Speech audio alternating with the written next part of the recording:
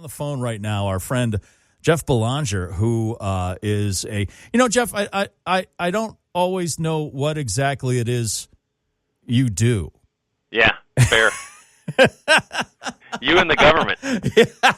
Like, do I call you a paranormal investigator? Do I call or are you just a researcher? I mean, what do I call you besides Jeff? I think all those things fit. I look into like legends and lore, and I'm a writer and a researcher for sure. But yeah, I've done the investigation thing too. I get it. I'm hard to define, but I love the short thing is I love anything weird. I love ghosts, monsters, stuff that bumps in the night, aliens, UFOs, and anything that just sticks out like a sore thumb. Well, if anyone has listened to the New England Legends podcast or seen the Amazon show, they will definitely know that. You just find in the nooks and crannies of New England all of the weirdest stories, the scariest stories, and go over and investigate them. And the latest one, and Jeff, thank you for taking the time, because I know this is kind of like your Super Bowl season. Pretty it's like you're so busy. You've got an appearance in Webster tonight, which we'll talk about. But let's talk about the Essex ghost with a nose for beer. And this is in Connecticut, right? Yeah, Essex, Connecticut. So this made the papers, like 6 or 7 articles over the span of 2 weeks back in January of 1915. Picture this old dilapidated farmhouse where there's this various family members living there. And suddenly everyone starts buzzing in town because it's haunted. There's a 17-year-old girl named Edna Wood who is the medium, and she talks, and the walls knock and respond to her knocks. Oh. And she thinks it's haunted by the ghost of a guy named Davy Brown who used to live in the house. And the thing is, everybody came to see it. I mean, lines out the door, locals would trek out in the woods to witness this miracle of spirit communication. And then the Hartford Courant started covering it in the paper and saying, hey, there's hundreds of people that have been witnessing this. And people would come in, and it knew things about them. So there were witnesses quoted saying, it knew my age, it knew how old I was when my mom died. But the smoking gun was when one witness said, I was asking it questions, and it would respond with knocks, and then it figured out that I had 4 beers out in my wagon, and it knocked 4 times for 4 beers. And at that point, I went out to my wagon to take the beers away because I thought someone would steal them. So this ghost, have you ever encountered or heard about possibly a ghost with a drinking problem? Yeah. Right. So the idea is that however you are in life is probably how you are in the afterlife. So if you were a lush in life, I imagine that sort of continues.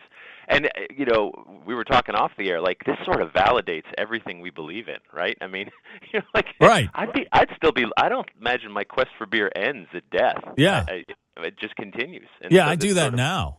I walk into someone's house and I'm like, I feel a presence in your home. I feel a presence of Greater Good Pulp Daddy. I can feel it. Is it in your fridge? Where is it? And why would that end? Just because you die? Right. That'd be it. Yeah. Yeah, you'd still be looking. So it makes sense to me. But I love it when stories made the newspapers. Like multiple times, and people checked it out. Many people called it a fraud. Some said no, it's the real thing. Just like today, not any different. 100 years ago.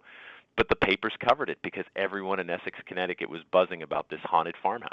Is that something that's important to your stories, that they are covered by a legitimate news? Not saying you're not legitimate, but like that gives them makes them more valuable by being covered by a legitimate news organization, a newspaper or a TV news program or something like that?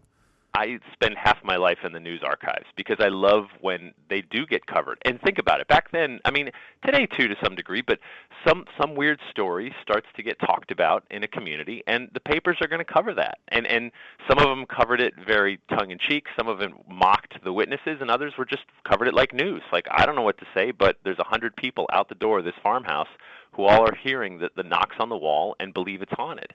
And that's it does add some legitimacy when you see that old black and white ink, and then you saw it was covered like multiple times over the span of 2 weeks, that they kept covering it and following up until everybody just moves on from the news cycle and goes on to the next weird thing.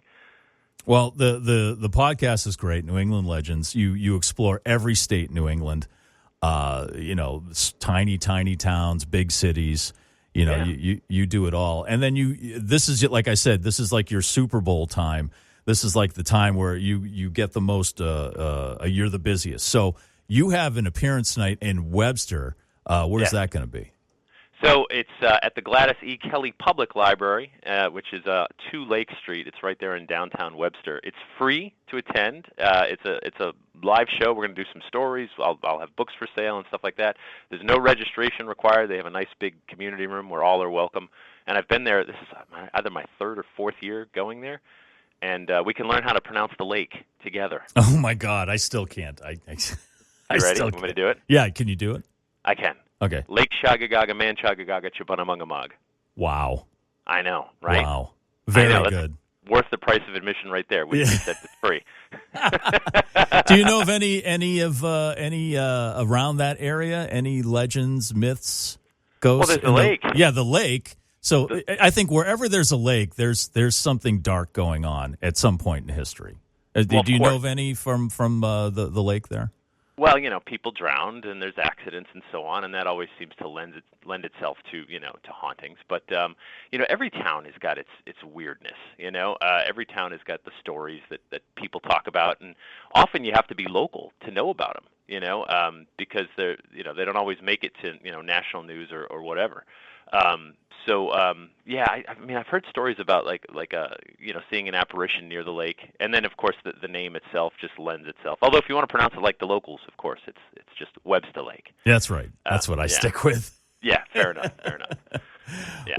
Well, Jeff Belanger, thank you so much for taking the time this morning. New England Legends is the podcast. Check out the Essex Ghost with a Nose for Beer.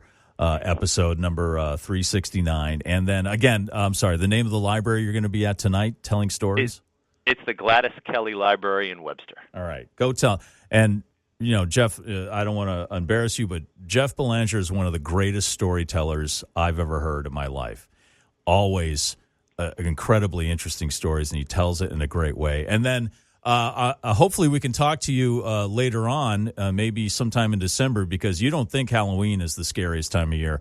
No. You always say Christmas is the scariest time of year because of where Christmas came from and why people celebrated that time of year. It's not even close. Halloween is a distant second when it comes to fear factor. Yeah, and it all has to do with way, way, way back in the day when you didn't even know if you were going to survive the winter. That's exactly right. This is, Halloween, ghosts, I get it. Ghosts scare some people, sure, but Christmas could kill you. Yeah, that's right. Christmas could literally kill you.